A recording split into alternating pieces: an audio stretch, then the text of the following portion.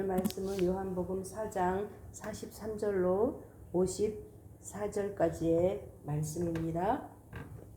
43절로 54절까지 말씀 한 목소리로 합독하십니다. 이틀이 지남에 예수께서 거기를 떠나 갈릴리로 가시며 친히 증언하시기를 선지자가 고향에서는 높임을 받지 못한다 하시고 갈릴리에 이르심에 갈릴리인들이 그를 영접하니 이는 자기들도 명절에 갔다가 예수께서 명절 중 예루살렘에서 하신 모든 일을 보았음이더라.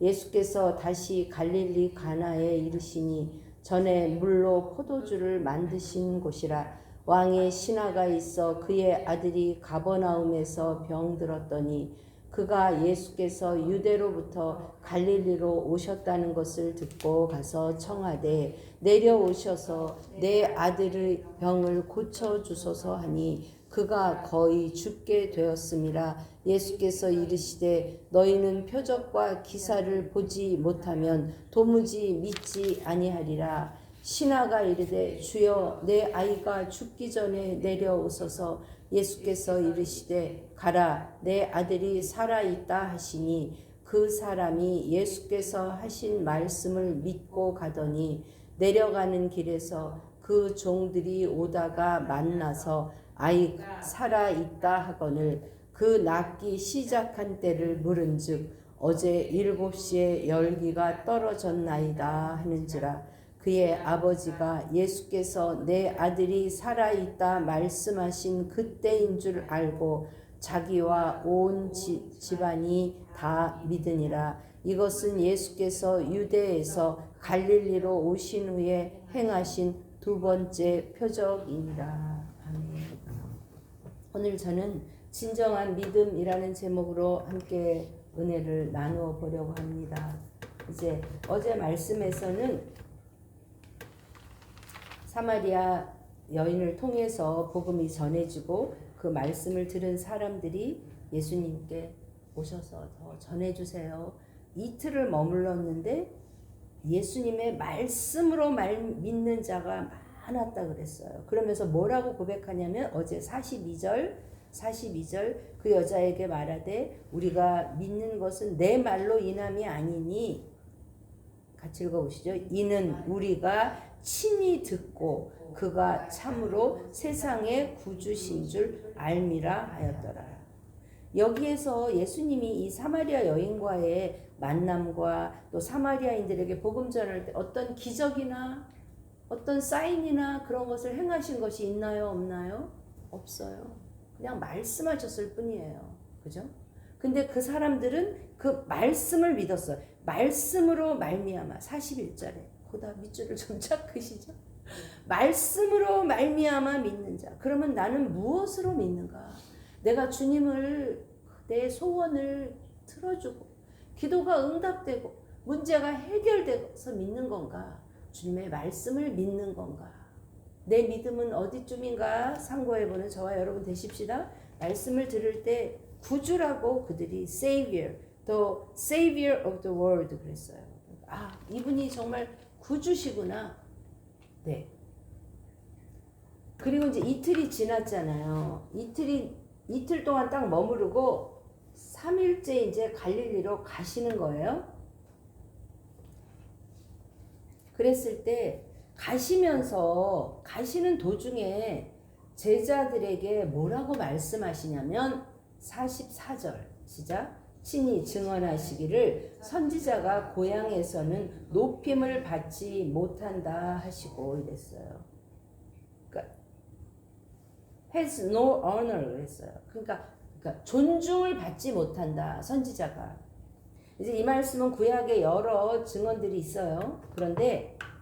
그런데 이 예수님께서 왜 이 갈릴리로 돌아오셔야 했는가? 예수님께서 그 유대에서 지금 그렇게 예루살렘에서 그 기적을 행한 일을 보고 믿었더라. 그러니까 성경에서는 성전 청결에 대한 것만 나왔지만 아마 또 어떤 일을 왜냐하면 요한이 맨 마지막에 내가 이거를 다 적기에 부족해서 일부만 적었다 이러거든요.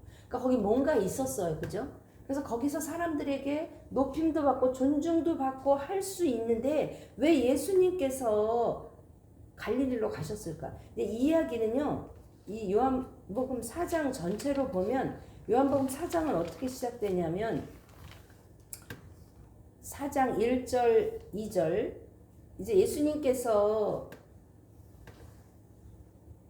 요한의 제자들보다 예수님에게 세례받는 사람들이 많다는 것을 바리새인들이 들은 줄을 아시고 3절에 4장 3절에 유다를 떠나 다시 갈릴리로 가실세 그랬는데 4절부터 지금 4절부터 42절까지는 얘기가 중간에 딱 낀 거예요. 그러니까 이렇게 읽으면 여기서 연결되면 돼요. 그 사이에 뭐가 돼요? 사마리아 얘기가 하나 딱 낀 거예요. 그래서 이제 갈릴리로 가실 때 이제 연결되는 거예요. 그 사이에. 근데 왜 그럼 가시려고 했느냐? 이제 본인이 지금 아직 때가 아니기 때문에 본인에게 그 이목이 집중되는 거, 네, 그 이유도 있어요. 근데 마태복음 4장을 한번 찾아보시죠. 마태복음 4장 12절부터 17절.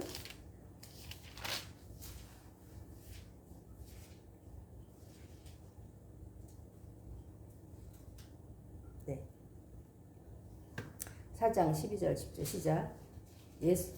예수께서 요한이 잡혔음을 들으시고 갈릴리로 물러가셨다가 나사렛을 떠나 스불론과 납달리 지경 해변에 있는 가버나움에 가서 사시니 이는 선지자 이사야를 통하여 하신 말씀을 이루려 하심이라. 일러스되 이제 쭉 나오잖아. 그러니까 예수님이 갈릴리로 가신 것은 무엇을 이루기 위해서?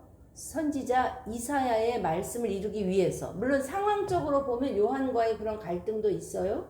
그리고 여기서는 지금 요한이 잡히셨음을 들으시고 갈릴리로 물러가셨다고 했어요.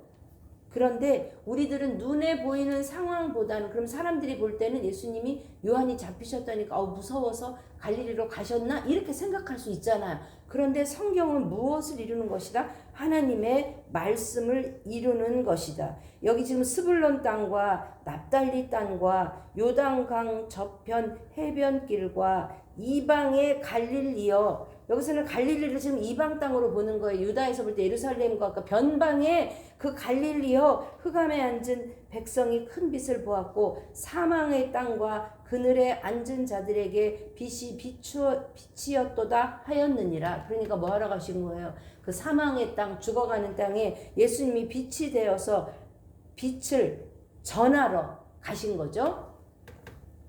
그랬을 때 가시면서 높임을 받지 못할 거야. 그랬는데 갈릴리에 가니까 갈릴리인들이 어떻게 했다고 나오죠? 45절에 그를 영접하니 이랬어요.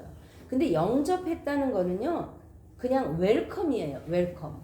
그러니까 그냥 환영하는 거예요. 근데 이들이 왜 환영한 이유가 여기 나와 있어요. 왜 환영했죠? 시작. 이는 자기들도 명절에 갔다가 예수께서 명절 중 예루살렘에서 하신 모든 일을 보았습니다. 일에 동그라미지. 일이에요. 이 사람들은 지금 사인, 원더, 미라클, 기적, 여기에 관심이 있어요. 여러분, 이방 사람 사마리아 여인은 거기서 물이 변하여 포도주가 된 것도 아니고 샘물이 계속 솟아오르는 것도 아니고 하나님의 예수님의 말씀을 듣고 그가 선생님, 선지자라는 것을 알았을 뿐 아니라 사마리아 이방인들은 주님의 말씀을 듣고 여자에게 나는 이제 네 말이 아니라 이분의 말을 듣고 그분이 우리의 구세주야, 세이비어야 했지만 정작 이 예수님이 태어난 이 갈릴리 지방 사람들은 환영하기는 했는데 그 이유가 모든 일을 보았다는 거죠.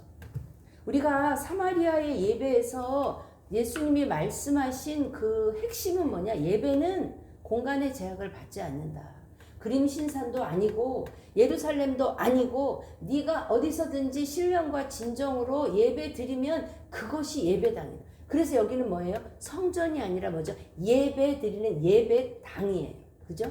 그런데 내가 우리 집 어느 지정된 공간, 우리 집을 예배 전으로 예배 처소로 만들 수 있어요, 없어요? 있어요. 그곳에서 내가 기도하고 예배드리고 하면 그곳이 바로 예배당이 되는 거예요. 예배 하우스가 되는 거예요. 아멘이시죠? 근데 이제 이번에 오늘의 말씀은 치유나 회복도 공간의 제약을 받지 않는다. 그것을 주님이 이 그 왕의 신하의 아들의 병의 치유를 통해서 말씀하시는 거죠.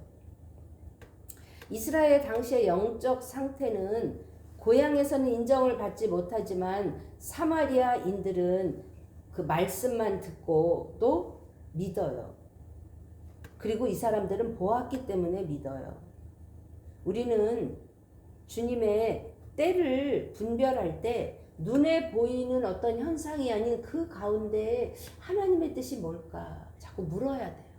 자꾸 물어야 돼요. 어제 이제 요양원 그 원장님하고 통화하면서 저희가 어떻게 조금 이렇게 말씀드렸더니 특별히 필요한 건 없고 그냥 오셔서 목사님 시간 되면 그분들이 너무 좋아하셨다. 예배에 다녀오셔서 너무 좋아하셨다고. 그래서 자기가 이제 기회가 되면 그분들이 원하시면 예배에 이렇게 함께 하시도록 하고 오셔서 그냥 시간 될 때 기도해 주시면 좋겠다고 그렇게 말씀하셨어요. 우리는 항상 하나님의 뜻을 물어보며 분별하는 지혜가 있기를 주님의 이름으로 축복합니다. 아멘. 아멘. 근데 주님이 44절을 말씀하실 때 주님의 마음이 어떠셨을까? 우리 한번 생각해 보세요. 주님도 100%의 인성과 100%의 신성, 그러나 받지 못할 거야 아셨어요. 내가 가면 존경받지 못할 거야. 그럼에도 그분은 가십니다. 이게 사역의 길인 것 같아요. 사명의 길인 것 같아요. 근데 갈 때 영접하죠. 눈에 보이는 환대하죠. 제가 사역을 시작할 때 저보다 지혜 있으신 어떤 분이 사역지를 옮겼을 때 가니까 어때? 그래서 아우 참 좋으세요. 성도들도 참 좋으시고 저를 환영해 주시고 저도 너무 좋아요. 근데 그분이 딱 한마디 하시더라고요. 너무 좋아하는 사람, 너무 좋아하는 사람 나중에 그 사람이 어렵게 할 수도 있어. 너무 사람 믿지만. 저는 참 이상했어요. 제가 그때 왜 그러지? 좋아하는 사람하고 그냥. 근데 이제 지나고 이제 이질 이렇게 지나고 나니까 그게 무슨 말이었는지 이해가 돼요. 저한테 그런 시절이 있었기 때문에 이제 그런 사역하는 시절 동안에는 어떻게 하면 사람들의 이렇게 마음을 이렇게 좀 아프게 하지 않을까, 좀 이렇게 잘할 수 있을까. 그전에는 인정받고 싶은 마음도 있었겠죠. 근데 있었겠지만 그 부분보다는 그냥 사랑하고 그냥 잘 지내고 싶은 그런 마음이 있어서 조금이라도 불편을 왜 그럴까 그게 굉장히 힘들고 어려웠는데 그것이 저한테는 큰 훈련이 되어서 오늘 이렇게 담대할 수 있은 것 같아요. 훈련이 필요합니다. 아멘. 아멘. 주님은 그럼에도 가세요. 왜? 그곳에 주님이 말씀을 이루기 때문에 그래요. 그래서 우리 사역자의 삶, 우리가 다 사역자가 왕같은 제사장이잖아요. 나는 이런 집에 오고 싶지 않았는데 우리가 선택해서 가면 어디를 가겠어요. 하나님이 또 이 가정에 또 이 남편과 이 아내와 이 자녀와 이 부모를 하나님이 허락하신 거죠. 그럼 우리가 그 안에서 천국을 이루는데 누가 이루느냐? 먼저 깨달은 자예요. 먼저 깨달은 자. 그 영향력이 결국 자루 섬 아래 그냥 그 누룩 하나처럼 하나님 나라가 우리로 인하여 가정에서 교회에서 확장돼 나가는 저와 여러분 되십시다. 아멘. 근데 이제 지금 가나에 이르렀는데 거기에 이제 왕의 신하가 있는데 그 신하는 왕의 신하의 아들은 어디에서 있다 그러는 거예요? 가버나움. 여기 21쪽 지도 보시죠? 지도 보시면 지금 나사렛, 가나, 가버나움 조금 저 북쪽에 있잖아요. 거리가 한 38km 내지 40km 정도 된다고 해요. 그곳에서 병 들은 거예요. 그런데 그 신하가 가서 그렇게 이야기합니다. 오셔서 내 아들의 병을 고쳐주소서 하니 그가 거의 죽게 되었습니다. 지금 예수님이 지금까지 사람을 살리고 병든 자를 일으킨 기적을 요한복음에서 행한 일이 있어요? 없어요? 없어요. 예루살렘에서 뭘 하셨는지는 모르겠어요. 그런데 그렇게 큰 이적은 행하지 않으셨어요. 왜냐하면 이것이 뭐라고요? 54절에 이것이 유대에서 갈릴리로 오신 후에 행하신 두 번째 표적이니라 그래서 첫 번째 표적은 가나의 혼인, 두 번째 표적이에요. 근데 이 가나에 있는 왕의 신하 안에는 어떤 믿음이 있었느냐? 그분이라면 고칠 수 있어. 그 믿음이 있는 거죠. 그러니까 고쳐주세요. 거의 죽게 돼서 이제 죽음이 거의 임박한 거예요. 그랬을 때 주님이 뭐라고 대답하시느냐? 48절 예수께서 이르시되 너희는 표적과 기사를 보지 못하면 도무지 믿지 아니하리라. 아주 쌀쌀맞게 대답하는 거예요. 지금 그러면 나는 그럴 것 같아. 아니 예수님 제가 지금 믿으니까 고쳐달라고 하죠. 무슨 말씀이세요? 섭섭했을 것 같은데 뭐가 오버랩되죠? 예수님이 가나의 혼인잔치에 포도주가 떨어졌다 할 때 여자여 내 때가 아닌데 나와 무슨 상관이 있나이까. 그랬을 때 마리아도 포기하지 않잖아요. 그때 왕의 신하도 너는 표적과 기사 안 보면 도무지 못 믿어 하고 냉정하게 대답하실 때 신하가 49절 시작 신하가 이르되 주여 내 아이가 죽기 전에 내려오셔서 이 신하의 마음 안에는 어떤 믿음이 있어요? 예수님이 오면 낫는다. 예수님이 가서 뭔가 해주면 낫는다. 그러니까 나와 가세요 하잖아요. 그때 예수님이 50절 이렇게 말씀하십니다. 시작 예수께서 이르시되 가라 내 아들이 살아있다 하시니 그 사람이 예수께서 하신 말씀을 믿고 가더니 했어요.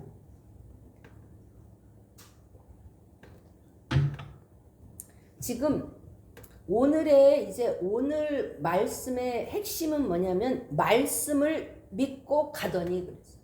그러니까 주님이 아까 사마리아의 여인에게서는 예배에 있어서는 공간의 제약을 받지 않는다. 여기서는 치유에 있어서도 공간의 제약을 받지 않는다. 왜? 뭘 먼저 보냈어요? 가라 내 아들이 살아있다 하고 말씀을 먼저 보내는 거예요. 살아있다. 이때에 이 회당장이 그 말씀을 어떻게 하고요? 믿고 갔더니 그랬어요. 이 사람 대단한 사람이죠. 저 어제 이 말씀 묵상하다가 야 내가 이 사람이면 내가 믿고 갔을까? 저는 막 끝까지 예수님 그래도 예수님 한 번 가서 기도해 주면 좋잖아요. 왜냐면 지금처럼 전화가 있어서 살았니 죽었니 물어볼 수도 없고 그 가는 동안 지금 40km의 길을 가는데 그 가는 동안 그 마음이 어떻겠어요? 그런데 이 사람 믿은 거예요. 그 믿음이 결국 나중에 53절에 어떻게 되죠? 읽어봅시다. 그의 아버지가 예수께서 내 아들이 살아있다 말씀하신 그때인 줄 알고 자기와 그 온 집안이 다 믿으니라. 이 믿음은 어디서 시작됐어요? 그 아버지의 믿음. 예수님께 이라면 할 수 있어. 그 믿음으로 시작돼서 거절당해도 굴하지 않고 예수님이 눈앞에서 어떤 이적을 보이지 않아도 말씀 믿어? 주님 믿어요. 그 말씀을 통하여 이루어진 줄 믿습니다. 이랑 비슷한 사람 있죠? 마태복음에 백부장의 믿음. 백부장은 이보다 더해요. 예수님이 간다고 하니까 안 오셔도 돼요. 주님. 안 오셔도 돼. 왜? 아마 백부장의 믿음까지 가기에는 여러 일들이 있었어요. 백부장은 보니까 저분은 말씀만 하면 되는 거예요. 나도 말씀 얘기하면 되는 것처럼 그 믿음으로 되는 거죠. 사랑하는 여러분, 너는 너희 아이의 문제를 완전히 나한테 맡기니? 주님한테 완전히 맡겼다면 지금 어떤 표적이나 아니면 지금 당장의 어떤 결과가 나타나지 않아도 이 생명의 주관자가 나임을 믿는다면 그러면 그 표적이 먼저냐 내 말이 먼저냐? 지금 주님이 그거야. 표적이 먼저냐? 지금 만약에 아이를 데리고 와서 살려주세요. 났어. 그러면 무슨 인내가 필요하고 무슨 믿음이 필요해요. 우리는 성경에 하나님의 믿음의 사람들을 훈련시키실 때 어떻게 훈련시켰나 보면 알아요. 아브라함한테 어떻게 하셨나? 요셉한테 어떻게 하셨나? 야곱한테 다윗한테 어떻게 하셨나? 바울에게 어떻게 하셨나? 그 사람들이 절대 훈련 없이 하나님 앞에 쓰임받은 사람 아무도 없어요. 우리는 그것을 우리 마음에 담아야 합니다. 그런데 감사한 것은 하나님이 나를 아신다는 거죠. 나한테는 스테반 같은 그런 훈련 안 시킨다는 거죠. 저는 그 정도 안 되니까. 사랑하는 여러분, 주님을 정말 신뢰하십니까? 하나님을 신뢰하십니까? 그렇다면 주님이 무엇을 말씀하셔도 내 눈에 당장 내 눈에 보기에는 어떠하든지 이미 얻은 증거대로 주님을 믿습니까? 주님은 그걸 요구하시는 거예요. 내려가는 길에 만나서 아이가 살아있는데 언제 살아있냐 그랬더니 어제 7시라는 건 어제 오후 1시거든요. 열기가 떨어졌나이다. 그럼 여기서 약간 시간차가 있어요. 지금 둘째 날에 갈릴리에 가나에 왔는데 가나에서부터 거기까지는 가버나움까지는 4시간 정도의 거리인데 그럼 이 사람이 가다가 만났으면 하룻밤 지나고 만난 거잖아요. 어제 1시에. 그러면 그 사이에 시간의 간극이 있는 거예요. 뭐 어쨌든 이 사람이 말씀하신 것을 믿고 바로 못 갔든지 아니면 그 사람들이 천천히 왔던지. 그런데 저는 한번 생각해 봤어요. 이 오늘날처럼 통신 수단도 없는 그 길을 정말 이 왕의 신하가 중간에 만났으니까 뭐 반쯤 가다 만나 20km의 길을 걸어갈 때 그 사람의 마음이 정말 한결같았을까? 모르겠어요. 뭐 그 사람 모르겠지만 나라면 어땠을까?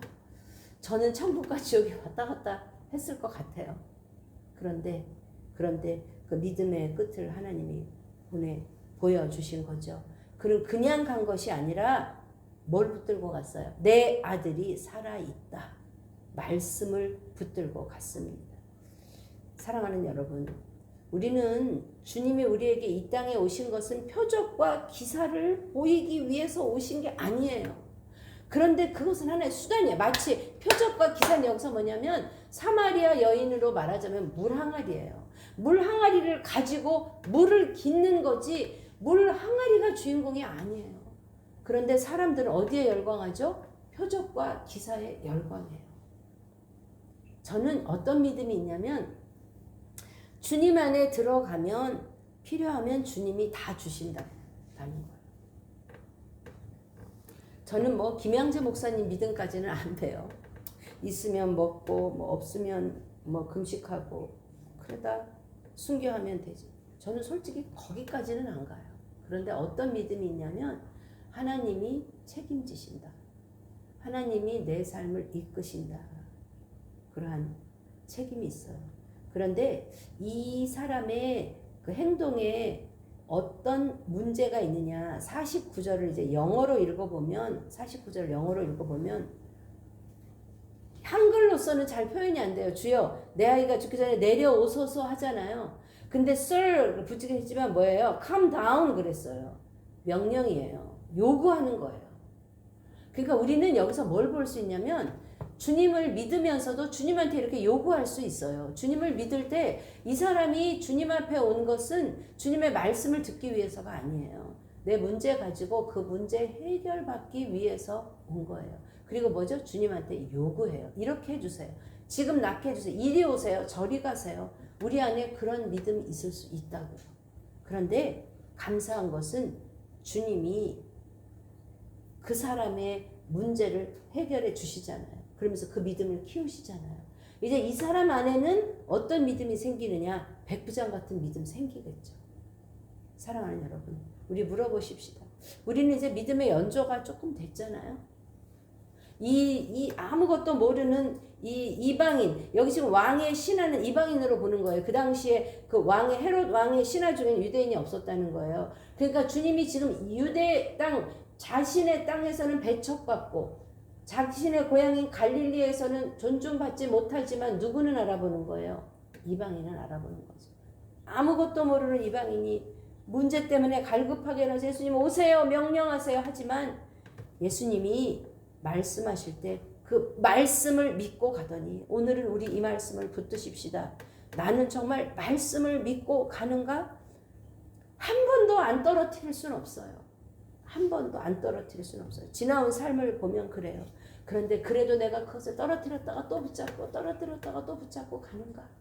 그러면서 내 믿음은, 그런데 그 믿음은 언제 자라죠? 한 번도 안 떨어뜨려 본 사람은 그 믿음이 자랐다고 볼 수 없어요. 그 떨어지고 그게 또 항아리가 박살이 나서 어떻게 하지 절망 가운데 또 하나님이 또 이런 시련과 훈련의 기간을 통해서 우리의 믿음은 자라는 줄 믿습니다. 사랑하는 여러분, 지금 이 왕의 신하에게 아들이 병들어 어떻게 됐다 그랬죠? 거의 죽게 되었어. 진짜 숨이 꼴딱꼴딱 완전히 그냥 he who was close to death 그랬어요. 그러니까 금방 아주 죽기 일보 직전이에요. 얼마나 간절한 생명이 끝나는 것 같은 이 위험이, 이 시련이 이 신하에게는 주님께 나옴으로 그가 주님을 만나고 믿게 되었을 뿐 아니라 그 집안이 온전히 믿게 되는 축복의 통로가 된 줄 믿습니다. 어떻게 했을 때요? 주님을 믿고 나왔을 때. 아멘. 내 안에 그 믿음이 있는가? 오늘도 내 앞에 어떤 문제가 있는가? 나는 정말 진정한 믿음을 가진 사람인가? 여전히 내 안에서는 표적과 기사를 구하면서 문제 해결자로 주님을 찾는가? 아니면 사마리아 사람들처럼 말씀을 듣고 당신은 우리의 세이비어, 우리의 구세주라고 믿는가? 그것이 진정한 믿음인 줄 믿습니다. 여러분, 오늘 말씀을 통하여서 치유나 회복도 공간의 제약을 받지 않아요. 예전에 송기철 장로님 이런 성령이 충만 임할 때 전화하면 전화를 통해서도 하나님이 그 치유하세요. 그 말씀을 능력은 무한하기 때문에 그래요. 근데 우리가 그런 표적과 기사를 구하기 전에 우리 안에 뭐가 있어야 되냐면 말씀이 있어야 돼요. 반석 같은 믿음, 흔들리지 않는 말씀. 그 말씀이 창세기부터 요한계시록까지 쫙 연결이 되어서 어느 것을 흔들러도 어느 쪽을 흔들어도 내 안에 쫙 반석 같은 그 쌓아지는 오늘도 우리의 그 마음의 성벽에 벽돌 하나가 진정한 믿음이라는 벽돌 하나가 또 쌓아진 줄 믿습니다. 아멘. 감사하십시다. 하나님, 나를 생각하면 나는 도무지 믿을 수 없는 이 환경에서 태어난 나를 불러서 하나님 자녀 삼아 주신 것 감사합니다. 하나님, 우리에게 어떤 사명이 있든지 거기 가서 높임 못 받는다는 것을 알면서도 주님이 가라 하시면 아멘. 악을 골짝 핀들에도 아멘. 그것이 사명자, 우리를 부르신 자인데 내 있는 곳이 내 사명의 자리임을 깨달아 오늘도 눈앞에서는 오락가락 왔다 갔다 내 믿음을 사단이 흔들고 깎아내리려고 요동하지만 내 안에 반석 같은 말씀으로 믿음으로 세워져 갈 때 그 어느 누구도 흔들지 못하는 그러한 믿음, 그런 가정 될 것을 믿습니다. 저는 오늘 로마서 10장 17절 말씀으로 말씀을 마무리하려고 합니다. 로마서 10장 17절. 올해 로마서가 있는 것 같던데 기대가 됩니다. 로마서 또 말씀을 통해서 하나님이 어떻게 하실지. 10장 17절 시작. 그러므로 믿음은 들음에서 나며 들음은 그리스도의 말씀으로 말미암았느니라. 아멘. 말씀이면 충분한 줄 믿습니다.